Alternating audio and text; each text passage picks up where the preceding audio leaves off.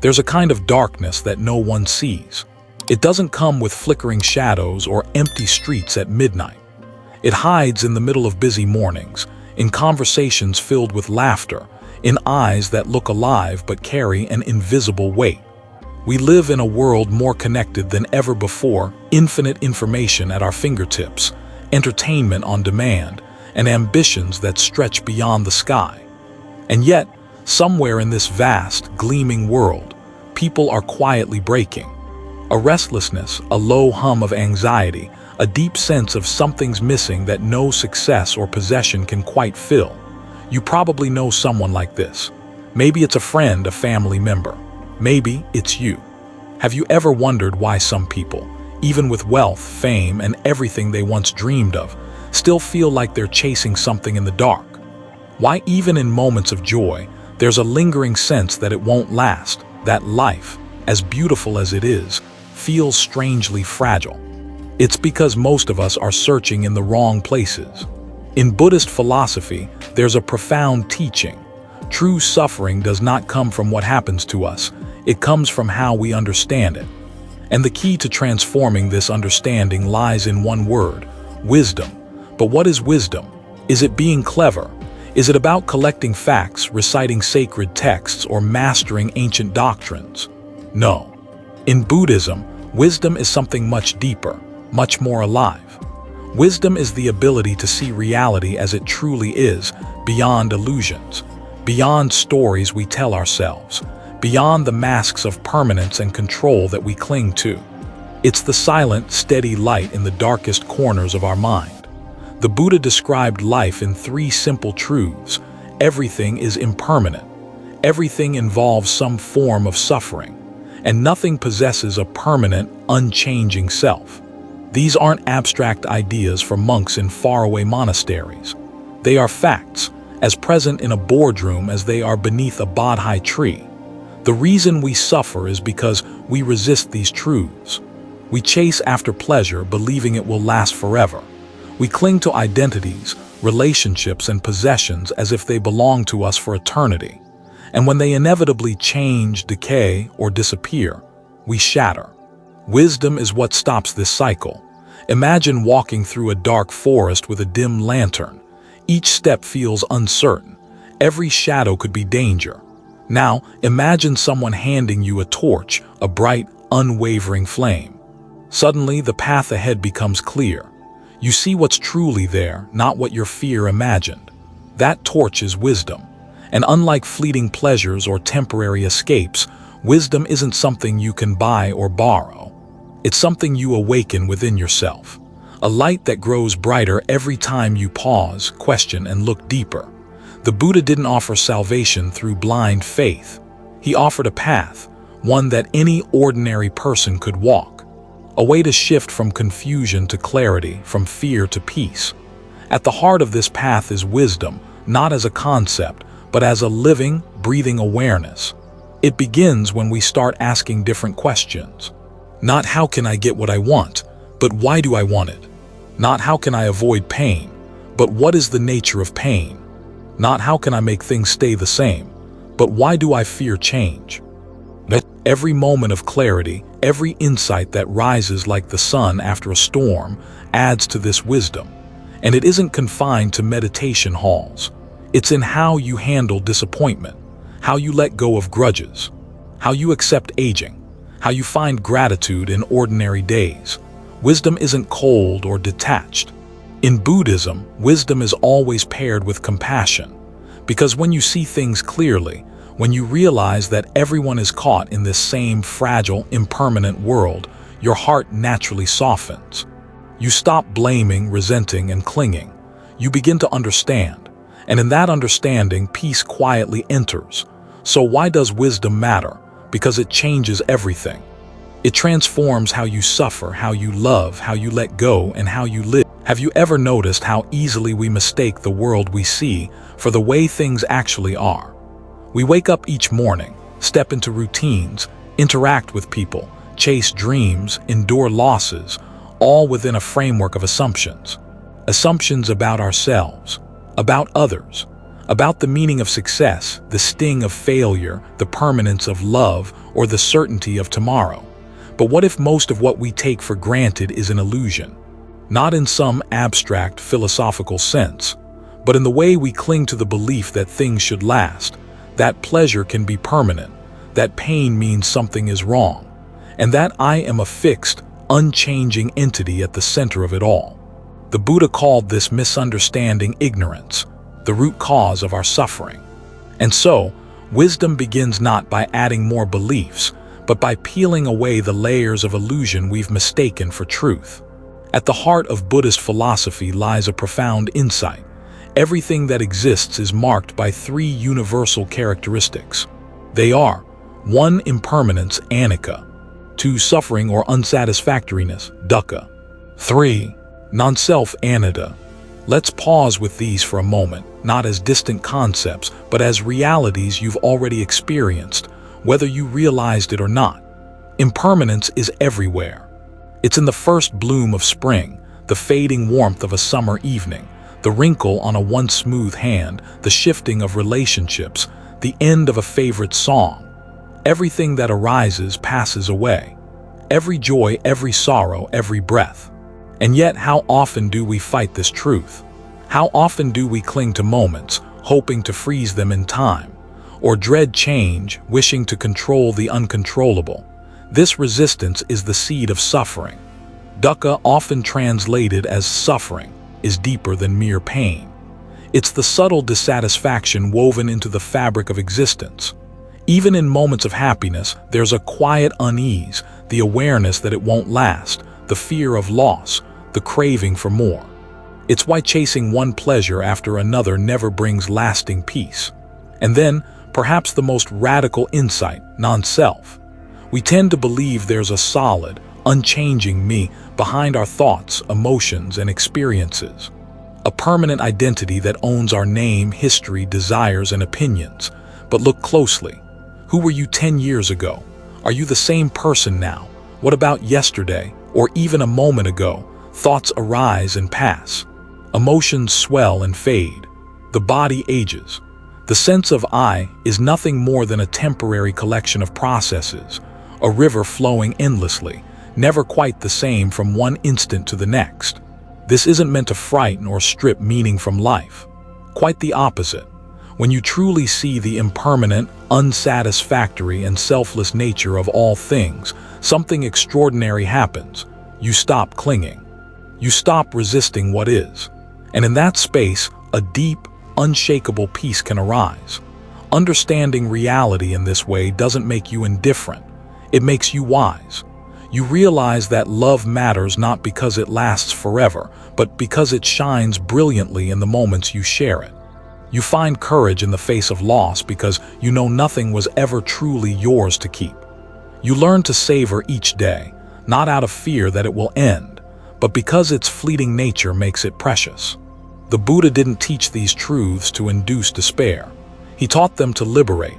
Imagine living in a house made of ice, constantly panicking as it begins to melt, every drop a sign of doom. Now imagine understanding from the start that the house was never meant to last, and instead, marveling at its beauty while it stands, appreciating each shimmering wall, every fleeting reflection. That is what wisdom does. It changes your relationship to reality. And once you begin to see the world as it truly is, impermanent, unsatisfactory, and without a permanent self, you no longer chase illusions. You stop clinging to things, people, and outcomes as if your happiness depended on them. And paradoxically, it makes you freer to love, to create, to live. This way of seeing isn't something you adopt in theory. It's something you cultivate through experience, through reflection, through mindfulness. By observing your own mind, your cravings, your fears, your patterns, and gently, patiently dismantling the illusions that have kept you trapped.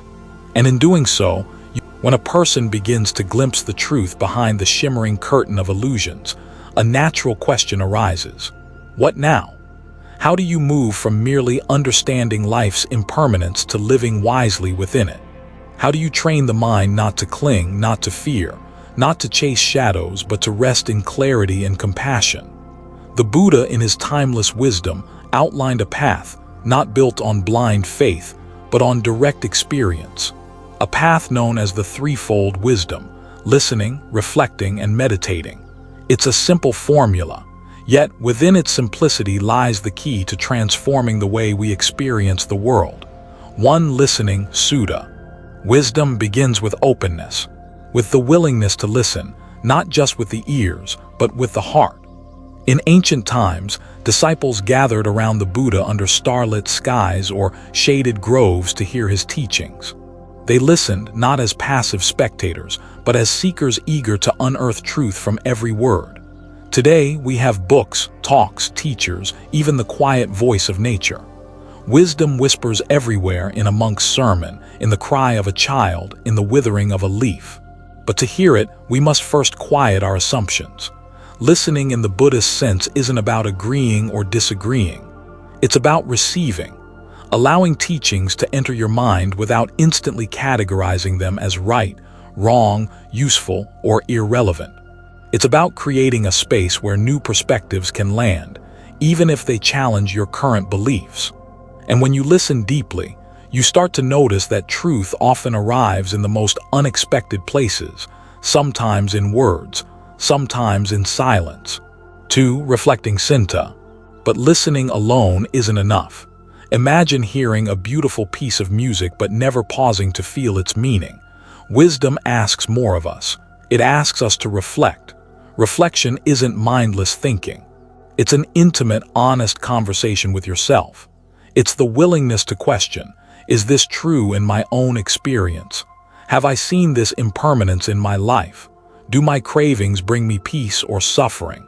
The Buddha never demanded blind belief.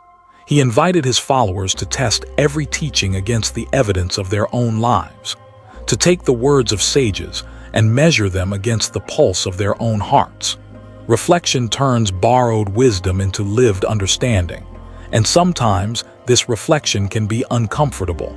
You may discover how tightly you cling to certain illusions, how fear shapes your decisions, how the stories you tell yourself about who you are, what you need, and what you deserve have trapped you in cycles of restlessness. But within this discomfort lies the seed of awakening. Because when you dare to examine your own mind with tenderness and honesty, the illusions start to dissolve. 3. Meditating Bhavana. And then comes the final, most intimate stage, meditating. Meditation in the Buddhist tradition isn't an escape from reality. It's a courageous turning toward it, a practice of sitting still amidst the chaos of the world and the chatter of your own thoughts, not to control them, but to observe. Through meditation, you witness impermanence firsthand. A thought arises and passes, an emotion surges and fades, the body aches then settles. Each moment becomes a teacher. You start noticing the habits of your mind, how it clings to praise, recoils from blame, fantasizes about the future, replays the past. And in this observation, without judgment, you create space. Space between stimulus and response, between desire and action, between fear and reaction. And in that space, wisdom grows. Meditation sharpens your inner sight. It helps you see the subtle layers of craving, aversion, and delusion that color your perception. Slowly, like mist lifting from a valley at dawn, clarity arrives. And with clarity comes freedom. You realize you don't have to believe every thought. You don't have to act on every craving. You don't have to fear every change. This is where wisdom stops being an idea and becomes a way of being. You carry it into every moment while you're walking, eating, working, laughing, grieving. It's no longer confined to meditation cushions or philosophical debates. It becomes the pulse beneath your life. And when that happens, something remarkable shifts. You begin to respond to life, not with blind reactivity, but with discernment. You pause before chasing a fleeting pleasure. You soften when anger rises. You feel sorrow without drowning in it. You let joy fill you, knowing it will pass and loving it all the more because of it. This is the fruit of the threefold wisdom. Listening opens the mind. Reflection sharpens understanding. Meditation transforms experience. Together, They weave a wisdom that's not borrowed but born within you. And when that wisdom takes root, you begin to taste a peace not dependent on circumstances, a clarity untouched by praise or blame, a freedom so subtle it feels like returning home to a place you'd forgotten you ever left. As this wisdom deepens, the natural next question arises. What do I do with this insight? How do I live wisely in a world still brimming with illusions? How do I hold my relationships, ambitions, and pains within? As wisdom quietly blooms within us, like dawn spilling softly over dark hills, we start to see that clarity isn't enough on its own. A clear mind without direction can still become lost. Even a sharp sword can harm if wielded recklessly. This is where the Buddha's path gently points us toward the deeper alignment of wisdom, not as an abstract idea, but as a living compass. It begins with two essential qualities: right view and right thought. They are the roots from which the entire tree of awakened living grows. Misunderstand them and the path veers into confusion. Embrace them and life itself becomes the practice. 1. Right view. Samadhi letter 160 letter 160 hi. Right view isn't a dogma or a set of commandments to obey. It's the ability to see life as it truly is, without distortion, without fog. It's recognizing the nature of suffering, understanding its cause, knowing it can cease, and seeing the path leading to its end. But here's the truth no one tells you up front. Right view doesn't arrive as a single blinding epiphany. It reveals itself gradually, like mist lifting from a valley at dawn. Layer by layer, the illusions fall away. You start noticing the patterns, how craving leads to restlessness, how attachment breeds sorrow, how anger corrodes peace. And in these moments of quiet seeing, the mind begins to loosen its grip. Right view also reminds us of impermanence. Everything we cherish, every moment of joy, every pang of sorrow, all are fleeting. Not to make us indifferent, but to free us from clinging, to teach us how to love without trying to possess, to experience without demanding permanence. And perhaps most important of all, right view reveals interdependence, the deep, intricate weaving of all beings, that no breath is taken alone, no action exists in isolation. When you begin to truly see this, not just intellectually, but in your bones, compassion is no longer a virtue. It's a reflex, because how could you wish harm upon another when their suffering is inseparable from your own? Right view is the lens that transforms the way you meet every experience, every person, every hardship, every moment of grace. 2. Right thought. Sam S. letter 1E45 Kpia. But clear seeing alone isn't enough. The mind, even when it understands, still carries old habits, old stories, old fears. This is where right thought enters, the tender act of guiding the mind toward its higher nature. Right thought isn't about suppressing negativity or pretending to be endlessly cheerful. It's about cultivating intentions rooted in wisdom and kindness. The Buddha spoke of 3 qualities to nurture: thoughts of renunciation, letting go of clinging, craving, and the restless pursuit of pleasure; thoughts of goodwill, wishing for the happiness of all beings, even those who have hurt us; thoughts of harmlessness, an unshakable resolve not to cause pain, whether by word, deed, or silent neglect. This doesn't mean you'll never feel anger or desire again. It means you won't let them steer the ship. You'll notice them arise, like clouds in a clear sky, and let them pass without attaching a story to them, without feeding them with your attention. In time, you start choosing your thoughts the way an artist chooses colors. Not every hue belongs on every canvas. And slowly, you realize your mind isn't a battlefield but a garden. What you water grows, the dance between view and thought. What makes right view and right thought so profound is how they feed each other. When you see clearly, your thoughts naturally lean toward kindness, renunciation, and compassion. And when you cultivate such thoughts, your view of the world softens and widens. It's a beautiful, ongoing dance. Right view prevents you from getting lost in delusion.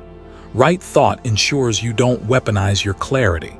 Together, they lay the groundwork for every other step on the path, because without them, discipline becomes repression. Meditation turns into escapism. Compassion risks becoming hollow performance. With them, however, each step forward feels like a return home. You start noticing how peace isn't found in perfect circumstances, but in perfect understanding. How happiness isn't built on acquiring, but on releasing.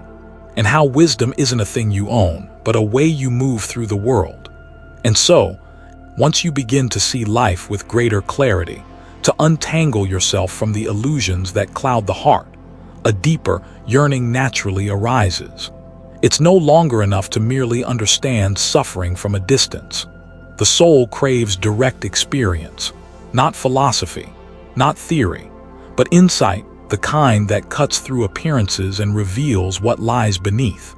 This is where Vipassana meditation enters, not as an exotic ritual or a spiritual hobby, but as the very blade that severs the bonds of ignorance. The word Vipassana means clear seeing or insight. It's a form of meditation handed down directly from the Buddha himself, a method designed to dismantle the illusions of permanence, self, and control that keep us trapped in cycles of craving and sorrow. But let's be clear, Vipassana isn't about entering a trance or escaping reality. It's about penetrating it. It asks you to sit, to breathe, to watch, not with expectation but with relentless honesty. Every thought, every sensation, every surge of emotion is observed as it arises and fades. And in this simple act of watching, the mind begins to untether itself. You start noticing how sensations emerge without your bidding, how feelings appear, swell, and dissolve, how thoughts, no matter how convincing, are nothing but passing clouds in the vastness of awareness. Through this practice, three profound truths known as the three marks of existence begin to reveal themselves in a way no book or sermon could ever convey. 1. Impermanence anicca. Everything changes. The body ages, the seasons turn, emotions shift. Even the thoughts you hold most dear dissolve into nothingness. This isn't a cause for despair, it's a liberation. Because once you stop clinging to the temporary, peace rushes in. 2. Suffering dukkha. Even in moments of pleasure, there's an undercurrent of dissatisfaction. The perfect meal ends. The sweetest love changes. Vipassana shows you how chasing perfection outside yourself will never quiet the restless heart. 3. Non-self, anatta. Perhaps the most startling insight. There's no fixed, unchanging you. The voice in your head, the preferences you cling to, even your sense of identity, all are fleeting, assembled conditions. When you see this, the weight of the ego begins to lift. Not in theory, but as a lived, undeniable truth. Vipassana practice is disarmingly simple. You sit quietly, often beginning with awareness of the breath. As thoughts and sensations arise, you note them. Thinking, itching, restlessness. No judgment, no suppression. Just honest acknowledgement. In time, you start seeing the gap between the event and your reaction to it. The mind's habit of labeling, resisting, or grasping weakens. And within that space, a kind of profound freedom emerges. Freedom not from the world, but from the compulsions that once ruled you. What makes Vipassana so radical isn't that it quiets the mind, though it does. It's that it shows you the mind's deceptions. You begin to see how much suffering you've created by insisting life conform to your desires. How often you've mistaken thoughts for facts. How many fears were shadows with no real shape. Vipassana doesn't give you new beliefs to hold. It removes the need for belief altogether by leading you to direct experience. It strips away the stories and leaves you face to face with what is. And though this can be disorienting at first, it's the kind of disorientation that precedes awakening. Like stepping outside a house you didn't realize you'd been trapped in. Without this kind of insight, wisdom risks becoming conceptual, something you agree with but don't embody. Vipassana makes it real.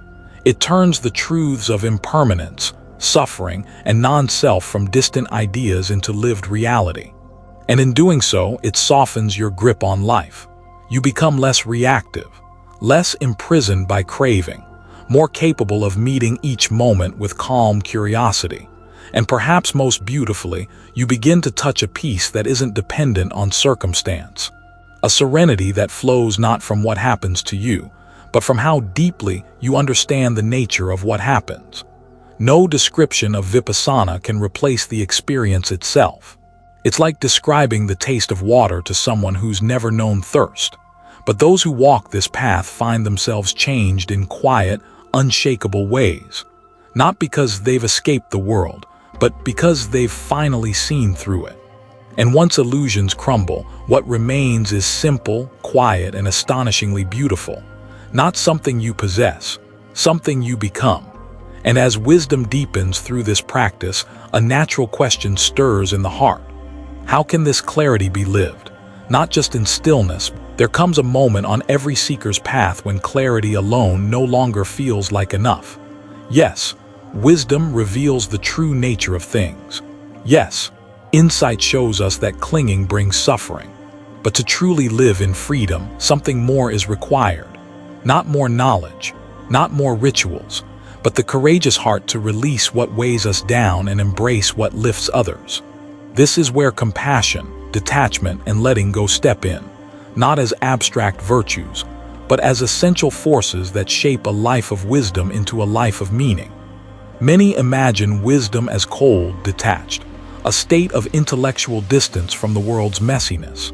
But in the Buddha's teaching, wisdom without compassion is incomplete, like a flame without warmth.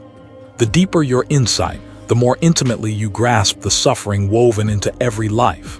And from this recognition, compassion rises naturally. Not pity, not condescension, but a quiet, unwavering tenderness for the struggles of others. When you understand that every person you meet is carrying invisible burdens, reacting from ancient wounds, and seeking peace in misguided ways, judgment softens. Patience expands, and the impulse to harm or dismiss dissolves in the light of knowing. They too are trying to find their way through the dark. True compassion isn't dramatic. It's not always grand gestures. Sometimes it's the simple act of listening without the need to fix, of offering kindness without expectation, of holding space for another's pain without making it about yourself. And paradoxically, as your compassion for others deepens, so does your compassion for yourself. Yet compassion alone isn't enough. Without detachment, it risks turning into burnout or martyrdom or the desperate need to save others so you can feel worthy. Detachment isn't coldness. It's not indifference. It's the wisdom to love deeply without clinging, to give fully without controlling the outcome, to care profoundly without making another's path your responsibility. The Buddha likened this to holding a lotus flower in your palm, appreciating its beauty without trying to possess it. Life will change, people will leave, bodies will age, fortunes will rise and fall. Detachment allows you to meet these inevitable truths not with resistance, but with grace. It's what lets you give your best to the world and still sleep peacefully at night, knowing the ripples you send out are no longer yours to manage. And this is not a detached abandonment of life. It's a more intimate, fearless embrace of it. Because only when you stop clinging can you truly touch what's real. And so we come to letting go, perhaps the hardest and most liberating act of all. Letting go is not passive.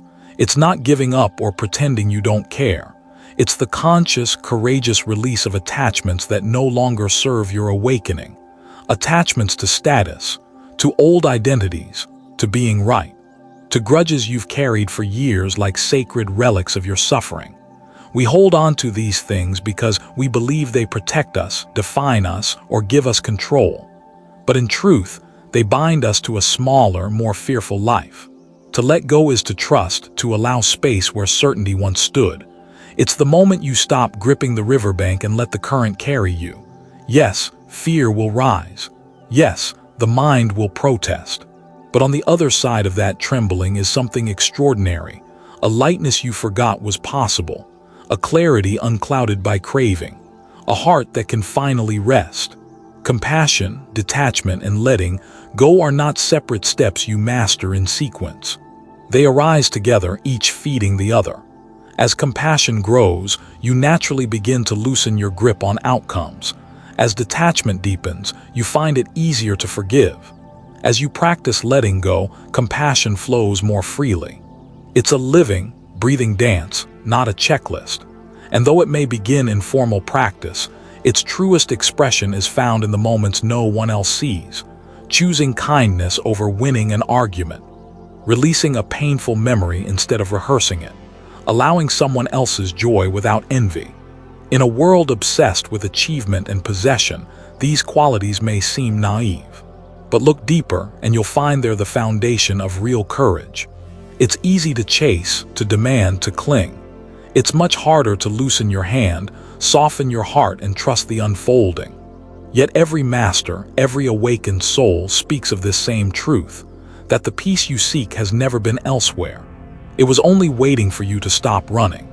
And when you do, when wisdom guides you toward compassion, detachment, and the tender art of letting go, life, in all its mess and mystery, finally makes sense. A simple, clear, boundless freedom, not because the world changed, but because you did. And so, as the threads of there is a beautiful paradox at the heart of the spiritual journey. The more we seek wisdom, the more we realize that we have been coming home all along. The path we've traveled, with its twists, its doubts, its moments of brilliant clarity, was never about arriving somewhere new. It was about uncovering what was always present beneath the surface. This is the timeless journey of wisdom, a return to the place within where light has never been extinguished. Often we imagine home as a physical location, a warm room, familiar faces, the comfort of routine. But wisdom teaches us something deeper. Home is a state of being, a profound peace that does not depend on circumstance. When you've touched the truth of impermanence, you come to see that clinging to any fixed notion of home leads only to suffering. Instead, the heart learns to rest in the ever-changing flow of life, embracing the present moment fully, without resistance or grasping. This presence is your true home, unshakable, boundless, always waiting beneath the surface noise of everyday life. As you walk this path, you gather lessons that ripple through every part of your being. You learn to listen deeply, not just to others, but to yourself. You come to recognize the stories that bind you and gently loosen their hold. You discover that wisdom is not something distant or elite. It is a practical, lived reality that touches how you speak, how you act, and how you love. Compassion becomes your compass, detachment your armor, and letting go your liberation. You realize that the obstacles you once feared are in fact the teachers guiding you home. But wisdom is not a destination, nor a final achievement to be checked off. It is a continuous becoming, a flowing river rather than a stagnant pond. Each day offers fresh opportunities to awaken, to practice patience, kindness, and insight anew. Sometimes the path feels effortless. Other times it feels like walking against the wind. Yet through every step there is grace. Because every moment, no matter how challenging, is an invitation to return home to that quiet center where you are whole. And here lies the greatest gift of wisdom. Once it has touched you deeply, it naturally overflows. You no longer walk alone. Your presence becomes a light for others wandering in darkness, not by preaching or forcing, but by simply being, by embodying the peace and clarity that comes from a heart awakened. Through this, the ripple of awakening spreads, transforming not only the individual but the world. So as this chapter closes, consider this an invitation to keep walking, not toward something new, but toward a deeper remembering, to embrace the mystery and the clarity, the sorrow and the joy, to live each day with courage, kindness, and the quiet certainty that wisdom is not distant. It is here, it is now, it is you. And the journey, timeless, boundless, and beautiful, continues.